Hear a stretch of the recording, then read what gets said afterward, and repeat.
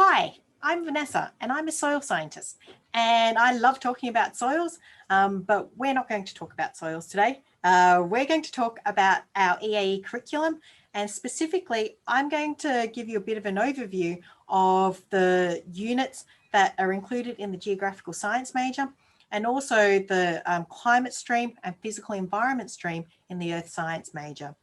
So you may have seen the video already by Ruth Reef, who has provided you with an overview of all of our units. Shane McGregor provided you, or has provided a video looking specifically at the atmospheric science major, which are the units in blue. And Roberto Weinberg has provided a video which covers the geosciences stream in the earth science major. So I'm going to talk about our environmental offerings, which are these green units through here. And there's a lot of detail in this slide. So I'll just focus on those units that contribute directly to those majors that I mentioned earlier. So in our first year sequence that we offer in our school, specifically for the atmospheric science major and the earth science major, our first year sequence is EAE 1011 and EAE 1022. If you're doing the geographical science major, the first year sequence is EAE 1022 and ATS 1310. And ATS 1310 is managed by our human geography colleagues over in the Faculty of Arts, but we contribute half of that unit. So we look at the physical science behind natural hazards, whereas our human geography colleagues look at the social science and that human vulnerability aspect of natural hazards. Then going into second year, if you've completed a first year sequence, then we have these three offerings in second year, specifically targeted for those who are interested in the environment or specifically interested in geography. So we have Introduction to Climate Science, and this is exactly what it sounds like. It provides you with an introduction of the processes that occur when you're looking at climate or climatic processes and interactions between the Earth's surface and the atmosphere, and also an introduction to some of the modelling that occurs when you're looking at climate science. We also have EAE 2011, which is Environmental Problem Solving and Visualisation. And this is a really neat unit because it covers how you deal with environmental data. And environmental data are a little bit different because environmental data, or the data that we collect, can be a little bit noisy, and interpretation can be challenging sometimes. And that's largely because we collect data out in the natural world. So you have all these other variables that happen in the natural world or out in the environment that impacts on the data that we collect. So this unit looks specifically at how to manage that data, how to interpret that data, and how to analyze that data, and how to deal with that noisiness, focusing specifically on environmental data and the data that all of you may be interested in. Our third unit in our second year, in our second year offerings in that environmental space is Environmental Earth Science. And Environmental Earth Science provides you with an introduction to aspects of vegetation science, of soil science, and of water science. And those three components are all integrated together into this unit. Then to delve into further detail in third year, we have these two units. If you're interested in the climate aspect of the environment, but you're not sure about looking specifically at the atmospheric science major. So if you're interested in more of the big picture processes and looking at climate processes at a larger scale, we have climate dynamics, EAE 3111, and also future climate, so EAE 3132. And so both of those units contribute to the atmospheric science major, but they also contribute to the environmental offerings. So it means that if you're interested in climate, but you're not particularly sure about all of the modelling that is required or that is done in the atmospheric science major, then have a look at those two units.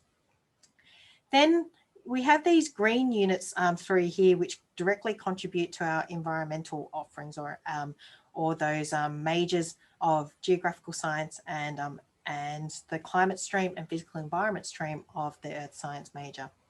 So catchment hydrology, EAE 3331, looks specifically at river management and what happens to the movement of surface water through the environment. So it looks at rivers at a catchment scale, and also what happens as they interact, or as processes occur at a finer scale as well. So looking at the processes that occur specifically with surface water. Soils and land management, which we know now that I'm really passionate about, looks specifically at soils. So we look to understand how to map soils, the soil processes that occur, and also how we can apply that knowledge to land management practices and land management policies. EAE 3022, or hydrogeology, is really good to pair with catchment hydrology. And that's because hydrogeology looks specifically at water underground. So it looks specifically at the groundwater component of our environment. And it looks at groundwater processes, and also a bit on groundwater chemistry, or groundwater geochemistry. EAE 3311 or 3311, Oceans and Coasts, is a new unit which we're offering next year.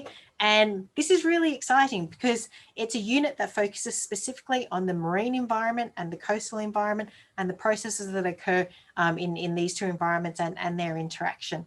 So if you're passionate about understanding our oceans or understanding the coastal environment, then this unit is definitely for you. EAE 3342, environmental cycles on our living planet, looks at the applied component of some of the geochemistry that you may have learnt previously. So it looks specifically at aspects of water quality and the geochemistry and nutrient cycling processes that may occur in seeking to understand water quality and how to improve water quality. And it also looks at how it interacts with other natural environmental components. So, so it's a really nice unit if you're really interested in understanding aspects of biogeochemical cycling in our environment, and also nutrient cycling in our environment. Then we have these two other units up here which contribute to a number of our different majors, or all of our majors. And that's EAE 3000, which is a research project unit, and EAE 3051, which is paleoclimatology. And these units are really useful to link you with with supervisors in the school, and with other students in the EAE cohort. So you never know when you're sitting in your class whether the person sitting next to you is going to be your work colleague in 5 or 10 years' time, or they're going to be your funder, or they're going to be your client, or potentially you'll be calling on them to ask for data sets in the near future, or even the far off future.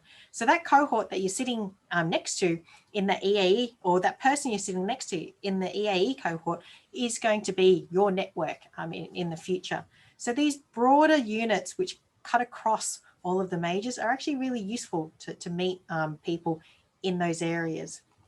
So paleoclimatology is a unit which looks at past climates and the changes in past climates and the processes that have occurred to lead to those changes, or to lead to how, well, to describe how past climates have changed. And the research project unit is an introduction to research, or it's a taster of honours. And so the research project unit allows you to delve into a lot of detail about an area that you're really interested in. So say, for example, you're really interested in soils, because I think they're fantastic. So if you're really interested in soils, then you can actually complete a small research project in that topic of interest. So that means that you get to complete a literature review, you get to you get to collect your own data, you interpret that data, and then you write it up in the form of a technical report or a scientific paper. And it gives you an idea of what happens in honours, and it gives you an opportunity to look at a topic that you're really interested in a lot of detail, and it provides you with an opportunity to work with a supervisor one-on-one in your third year. So it's actually a really nice unit which provides a whole lot of opportunities.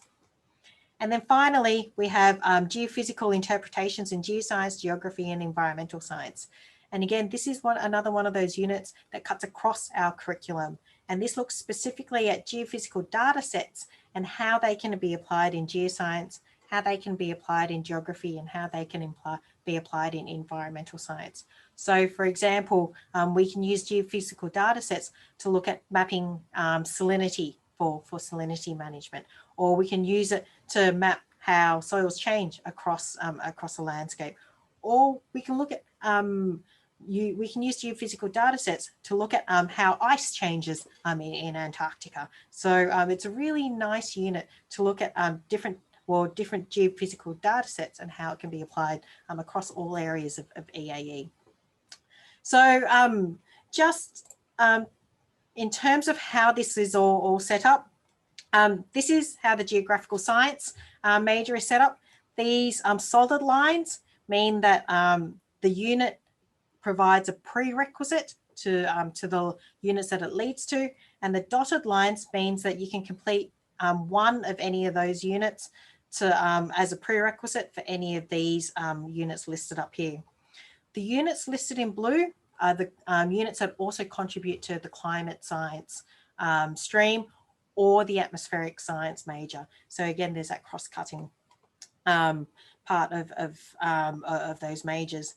And then this unit, ATS 1310, leads to those units offered by our human geography colleagues over in the Faculty of Arts. So in terms of the geographical science major, you need to choose 2 out of the 3 units listed at second year for your geographical science major.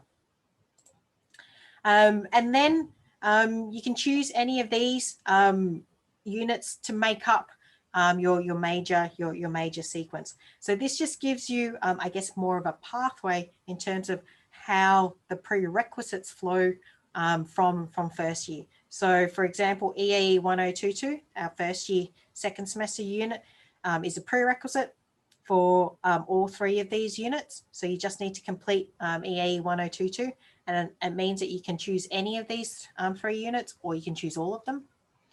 EAE 2322 is a prerequisite for these 2 units up here. So it's a prerequisite for soils and land management and environmental cycles on our living planet. And if you choose just one of these second year units, it gives you access to all of these units up here. So, so that means that just one of these second year units means that you can enroll in GIS, hydrogeology, paleoclimatology, future climates, oceans and coasts, and catchment hydrology. And these 2 units here, geophysical interpretations and the EAE research project, have specific requirements. So have a look at the handbook for those prerequisites. If we're looking at the environmental science extended major, in the extended major, you have core units that you have to do. And those core units are listed here. And the units in red are the units that EAE offer. So this unit here, a number of you probably have already completed, is EAE 1022. So that's part of our first year sequence. And then we also have a third year unit looking specifically at GIS. So looking at mapping, interpretation and handling of spatial data. So those are the 2 core units that EAE offer in the environmental science extended major. In order to make up the remainder of your extended major, you need to complete 5 more units. And those 5 units can come from one of these 2 streams in EAE, and there's also another stream offered through biology. So we have the climate stream in the extended major for environmental science, and you don't have an option here. You have to do all of these units in your climate stream. In terms of the environmental earth science stream in the environmental science extended major, you have to do these 2 units here at second year. So you have to do environmental problem solving and visualization, and you have to do environmental earth science. when you go into your third year, then you can choose three of these, any three of these 5 units to complete your extended major. So these units offered at third year, you can choose 3 of those to complete your extended major. But we always encourage students to do more, because you have elective space in your degree, not just in the environmental extended major, but also for those who are completing the geographical science major and the earth science major in any of those streams. So, so we encourage students to take additional units to complement what they've already done. You can also double major in our school as well. So you can double major if you complete the earth science major and the geographical science major. Or you can also put together an extended major and a minor within our school. If you do the environment, if you're looking at the environmental science extended major, you can also put together a minor sequence in potentially some of the other parts of the school, which may look specifically at some of those geoscience units or some of the atmospheric science units. So hopefully I've given you a useful overview of our environmental and geographical science offerings, and might see you in class next year.